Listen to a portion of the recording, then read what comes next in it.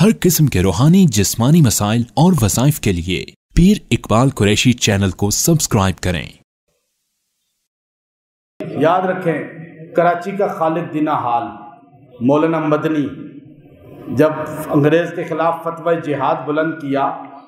آپ نے فرمایا جہاد کا فتویٰ دیا انگریز کے خلاف، تو مولانا جوہر آپ کے پیروں میں بیٹھ گئے۔ جج سامنے تھا، جج نے کہا مولانا مدنی آپ نے فتویٰ دیا ہے انگریز کی نوکری حرام ہے، انگریز کے خلاف جہاد فرض ہے۔ مولانا مدنی نے فرمایا فتویٰ دیا نہیں ہے، دیتا بھی رہوں گا۔ انگریز نے کہا اس کا انجام جانتے ہو؟ بغل سے یوں کفن نکال کر فرمایا مدرسہ دیوبند سے چلا تھا، زمزم سے دھو کر یہ کفن ساتھ لایا ہوں، مجھے پتہ ہے انگریز کے خلاف جہاد کا فتویٰ دینا موت ہے، لیکن یہ موت تو ہمیں سب سے زیادہ محبوب ہے۔ مولانا جوہر نے پیروں پہ ہاتھ رکھ لیا۔ مولانا محمد علی جوہر نے کہا حضرت تھوڑی نرمی کر لیں۔ آپ نے فرمایا لیے پھرتی ہے چونچ میں بلبل گل، شہید ناز کی تربت کہاں، ارے کھلونا سمجھ کے نہ برباد کرنا، ہم بھی کسی کے بنائے ہوئے ہیں، فرنگی کی فوج میں حرمت کے فتوے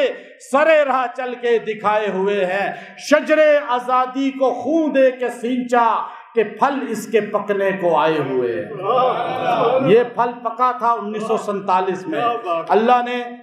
علماء کو، ہمارے دیوبند کے علماء کو کھیل تماشا نہیں ہے، آپ تاریخ کا مطالعہ کریں، جب بھی کفر آیا ہے کسی شکل میں،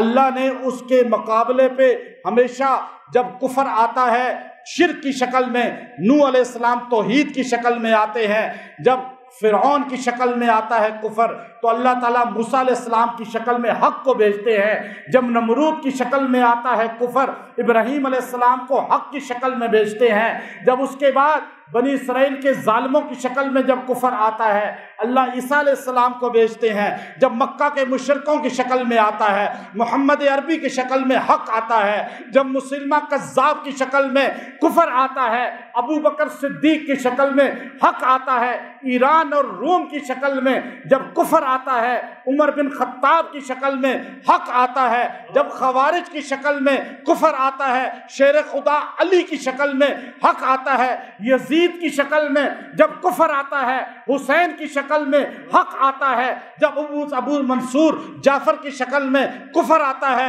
امام ابو حنیفہ کی شکل میں حق آتا ہے، جب معتصم باللہ کی شکل میں کفر آتا ہے تو امام احمد کی شکل میں حق آتا ہے، جب حضرت علی کی توہین کی شکل میں کفر آتا ہے امام نسائی کی شکل میں حق آتا ہے، جب وقت کے ظالموں کی شکل میں کفر آتا ہے ابن تیمیہ کی شکل میں حق آ جاتا ہے، جب فلاسفر کفر کی شکل میں آتے ہیں امام غزالی حق کی شکل میں آتے ہیں، اکبر کی شکل میں جب کفر آتا ہے مجدد الفسانی کی شکل میں حق آ جاتا ہے، جب انگریز کی شکل میں کفر آتا ہے شاہ ولی اللہ کی شکل میں حق آتا ہے، انگریز کے ٹاؤٹوں کی شکل میں جب کفر آتا ہے تو شاہ اسماعیل شہید کی شکل میں حق آ جاتا ہے، جب مدارس کو گرانے والوں کی شکل میں کفر آتا ہے تو مولانا قاسم ننوتوی کی شکل میں حق آ جاتا ہے، جب انگریز کے ساتھ تعاون کرنے والے غداروں کی شکل میں کفر آتا ہے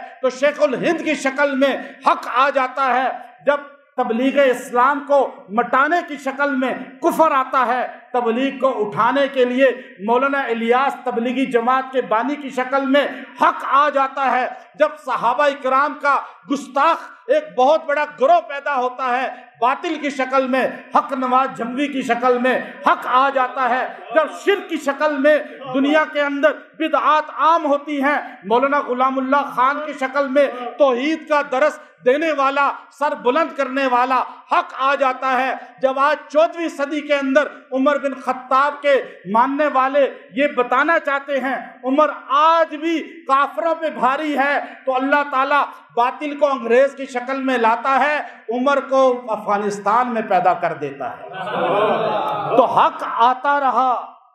اور آج بھی حق ہے۔ اور 47 کو جب پاکستان بنا قائد اعظم نے پہلا پرچم کس سے لہروایا بتائیں؟ سارے بولیں کیوں؟ آپ زیادہ جانتے ہیں یا قائد اعظم؟ کہ پاکستان کے پیچھے پوری تاریخ دیوبند والوں کی ہے. پرچم کون لہرائے گا؟ دیوبند والوں کا بیٹا. ادھر پرچم کراچی میں مولانا شبیر عثمانی، بنگال میں ظفر عثمانی دیوبندی. قائد اعظم بیمار ہو گئے، کہا میں فوت ہو جاؤں، میرا جنازہ صرف شبیر عثمانی دیوبندی پڑھائے گا. کس نے کہا؟ قائد اعظم نے. بانی پاکستان تو مانتے تھے پاکستان بنانے والے کون ہیں، لیکن آج کے لوگوں کو نہیں.